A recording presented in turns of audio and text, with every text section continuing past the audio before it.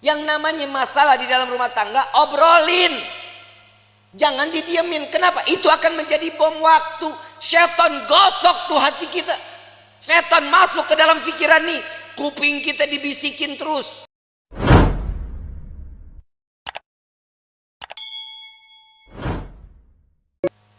Orang dulu beda sama orang sekarang. Kalau orang dulu mah ya Allah dapat rezeki berapa aja mah boleh, alhamdulillah. Istri sekarang banyak nuntut. Gaji kemarin sekian, kenapa sekarang sekian? Betul nggak? Kenapa begitu?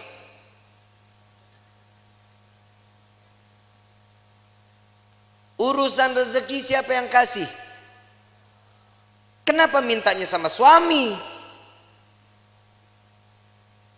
Mintanya sama Allah, tapi doanya di samping suami. Ya Allah, berikan rezeki kami yang banyak lewat suami saya. Samping telinga ngomong kalau lagi tidur juga. Ya Allah, lipstik beak.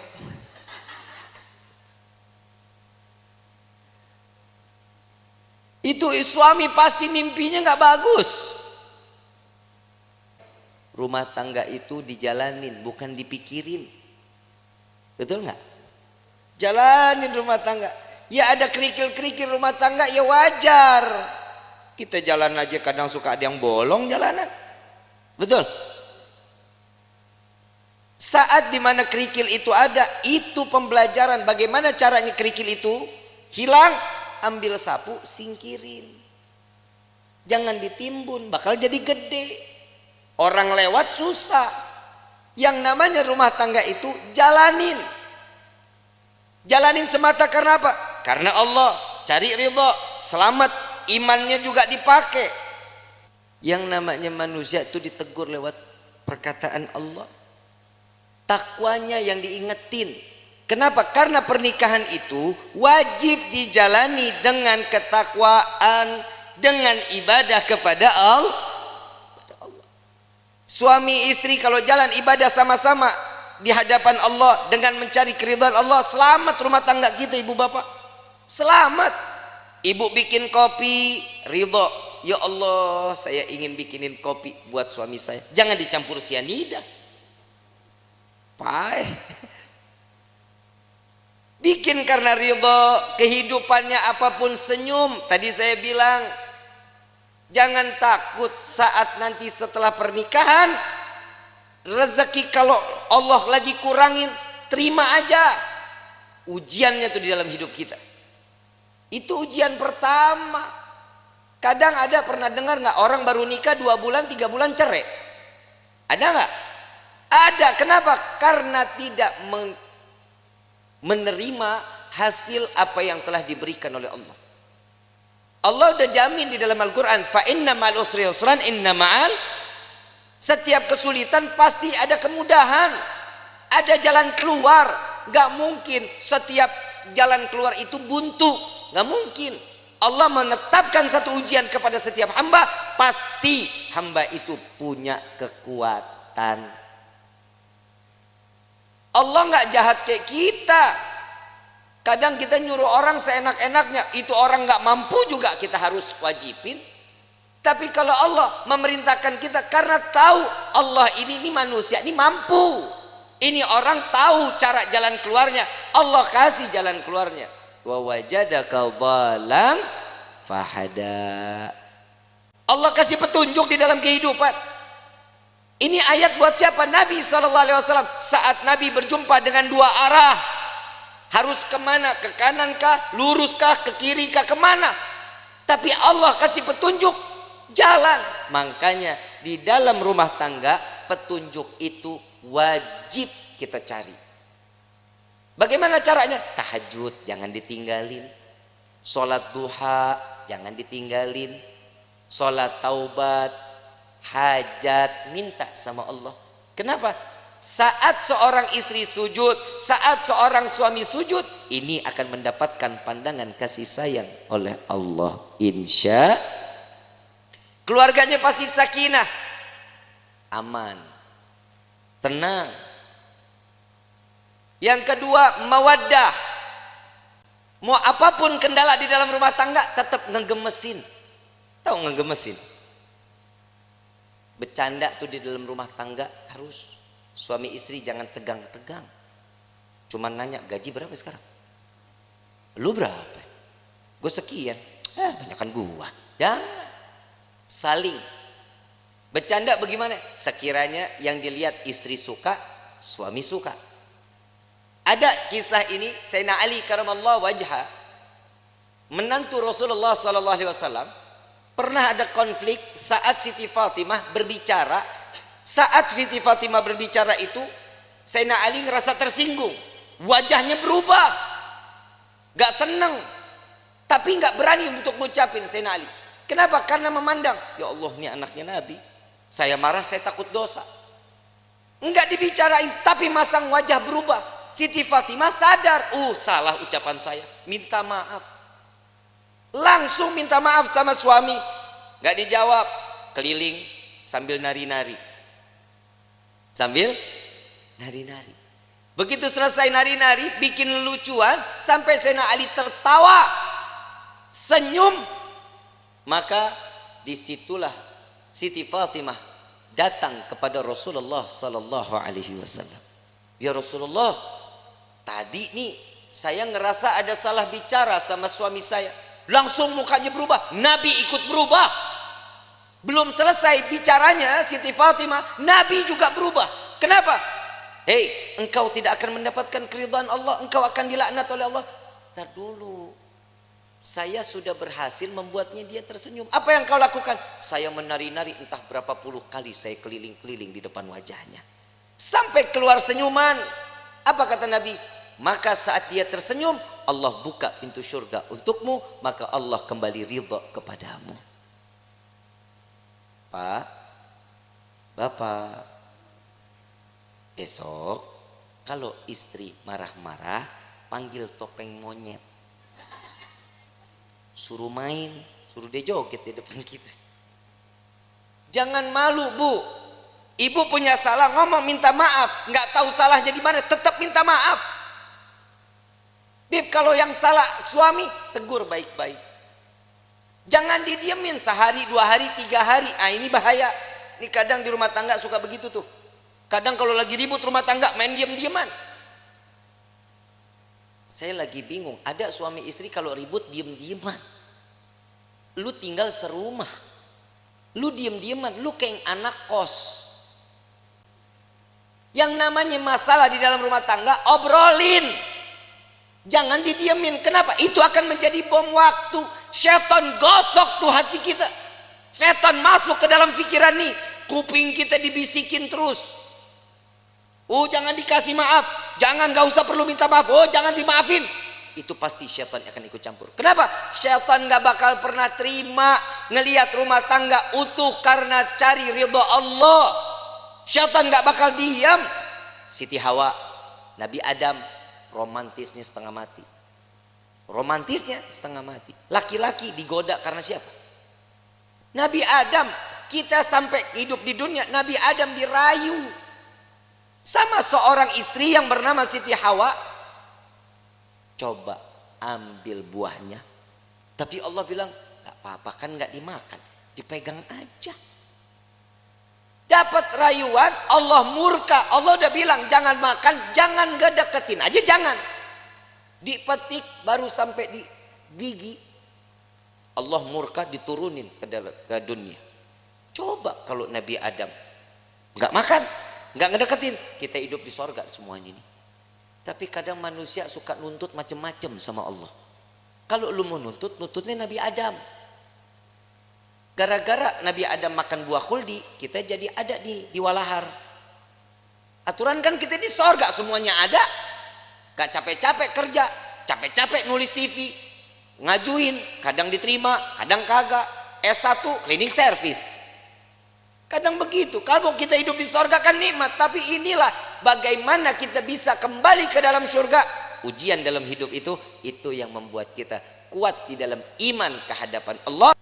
Suami mah perintahnya dikit, cuman ngasih nafkah yang halal, memberikan satu kebaikan, jangan mencontohkan suatu keburukan. Itu tugas suami. Istri pasar, masak, sajiin makanan, betul. Ngurusin anak, rapihin rumah, betul. Nyuci, ngepel, nyapu, nyetrika. Banyak gak kerjaannya? Emang elu tugasnya. Terus fungsinya suami ringanin beban istrinya, itu suami.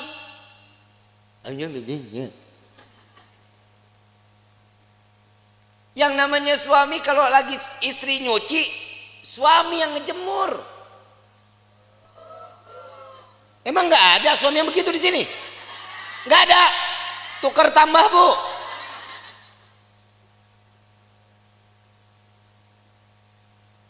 Suami angkatin jemuran, istri yang nyetrika. Nggak ada. Suami yang ke pasar, istri yang masak. Nggak ada. Ya derita lu dah. Ngeringanin beban istri itu salah satu pahala untuk suami. Minimal saat istri lelah, pundak kita berharga, Pak, buat istri. Saat istri mengadu, yang aku capek hari ini, sini saya. Sini. Gak ada yang begitu, gak ada. Berarti di dunia laki gue doang yang begitu tuh. Lah ngapa lu? Lah bini-bini gua. Ini fungsinya mawaddah, saling manja, gemesin. Tuh tingkah laku yang begitu aja ibu pada teriak. Kenapa? Gemes banget begitu. Yang ketiga, warahmah. Hibur kehidupannya dengan kasih sayang. Pegangan tangan, rahmat. Allah turunin kasih sayangnya. Rontok dosa kecilnya. Pandangan-pandangan mata, cintanya makin tumbuh. Tapi Pak, jujur kita jadi suami banyak ngedoain istri. Istri belum tentu doain kita, Pak. Lah emang benar. Pak, boleh dipercaya mau enggak, Bapak entar tidur pandangan-pandangan mata. Yang namanya suami ngelihat istri, pasti di dalam hatinya, ya Allah, istri saya capek dari pagi sampai gini hari, belum ngurusin saya, belum apa-apa, ya Allah, kesian. Jadiin semuanya capeknya, lelahnya jadi nilai ibadah di hadapanmu, ya Allah. Itu suami doanya.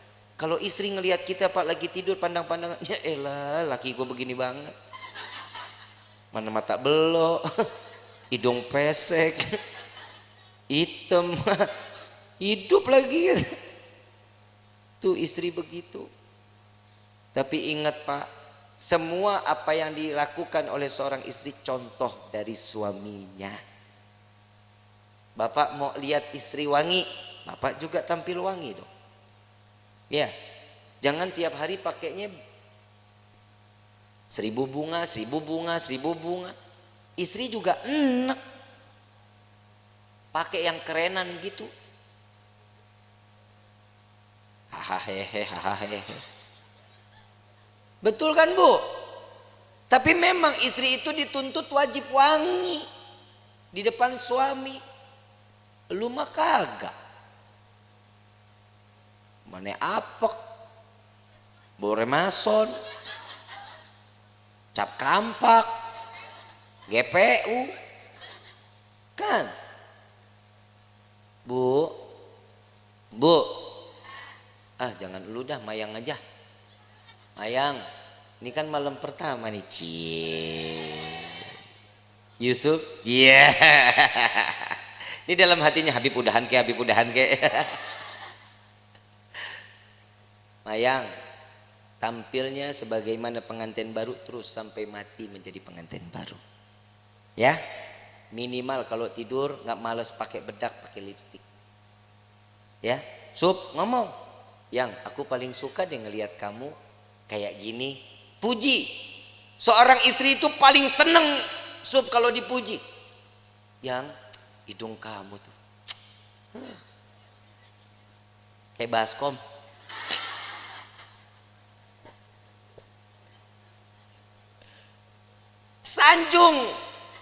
sanjung istri. Yang Nabi sering sanjung istri, disanjungkan sama Nabi kan. Disanjung Humairah yang pipinya kemerah-merahan. Bapak ngomong, nih Dibit masalahnya orang hitam legem. Mana merahnya? Ya minimal kan dipanggil manis kan bisa. Sweetie kan bisa. Jangan dipanggil Blacky. Wah. Jangan. Karena kasih sayang itu timbul juga dari panggilan. Jujur. Pak, maaf. Bapak kalau dipanggil sia gahar nggak? Kesel nggak? Dibilang manehna? Kesel nggak? Saya ini seorang kepala rumah tangga, hargain saya. Coba kalau suami dipanggil sayang, besok uang jajan nambah, Bu. Dan laki-laki juga sadar diri, wajib ngasih tahu sama istri. Lihat Rasulullah nyanjung Siti Fatimah, Siti Aisyah saat lagi sholat. Siti Aisyah, Rasulullah lewat. Ya Allah, terima amal ibadah Aisyah. Ya Allah, ampuni dosa Aisyah.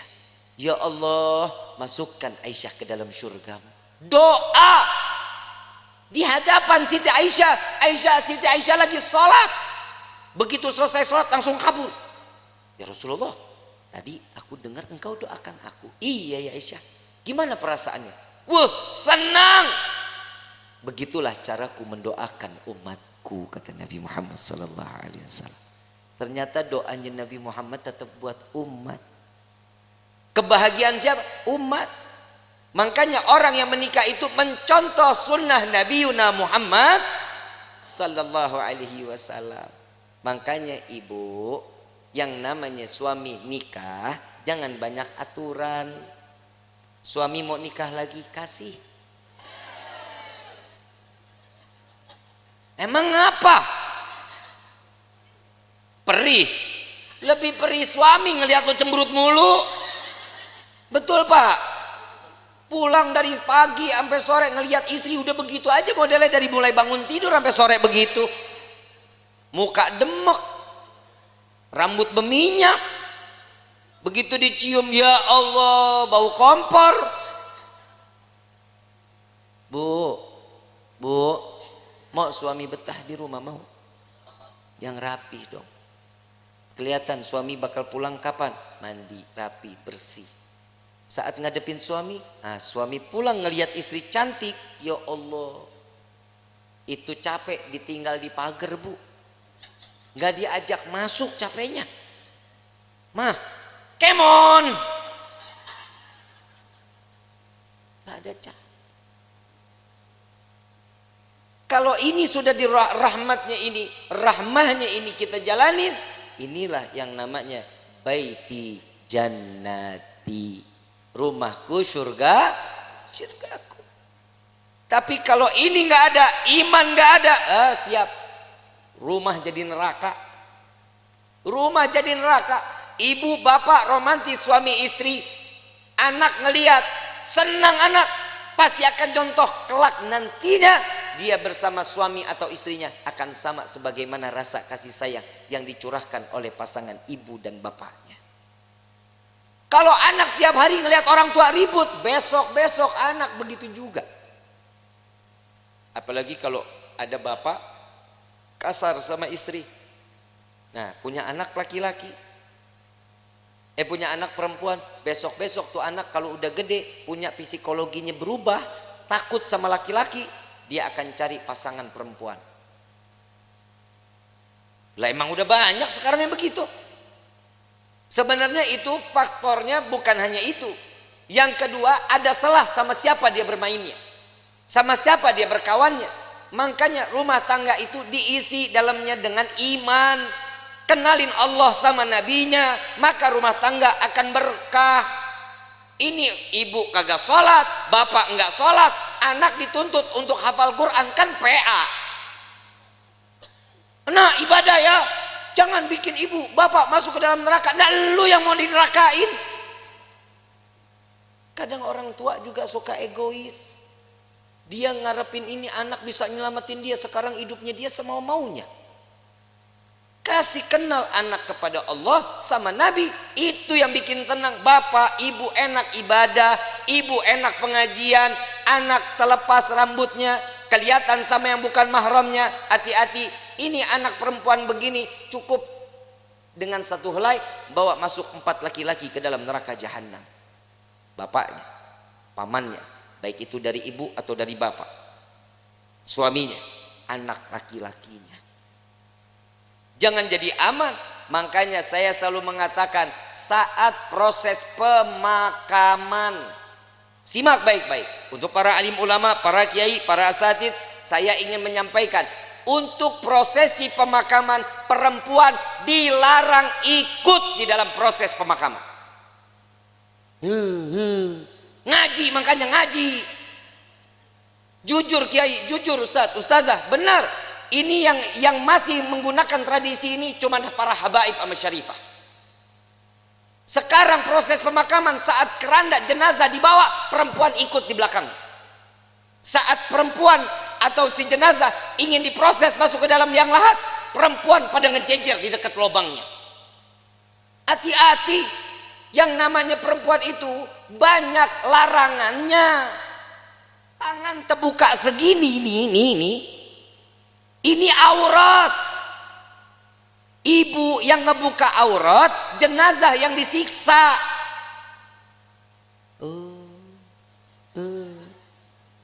Ini tolong Pak diumumin. Pak Kepala Desa boleh bikin surat untuk setiap masjid sama musola. Perempuan dilarang ikut. Bib, ini ibu saya, bodoh amat. Habib, ini bapak saya, kumaha aing bae. Nggak boleh. Jangan. Kenapa? Ini akan menjadi satu siksaan. Selesai proses pemakaman, laki-laki keluar, perempuan mau silahkan mau ziarah, nggak dilarang.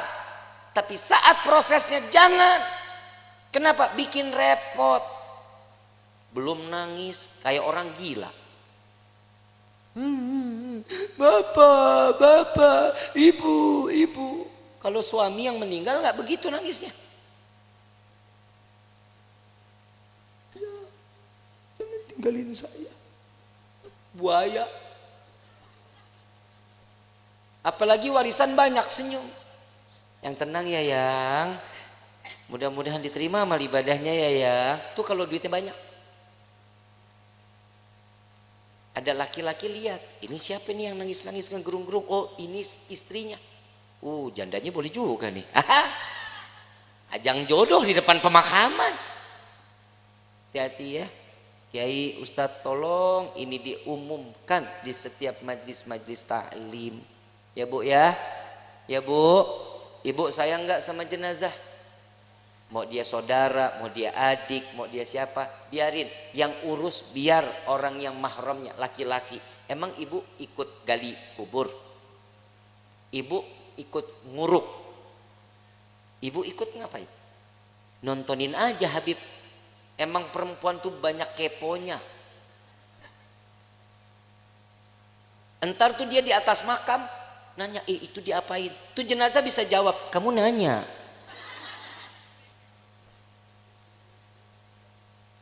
Bahaya. Ya jangan ya. Jangan ya Bu ya.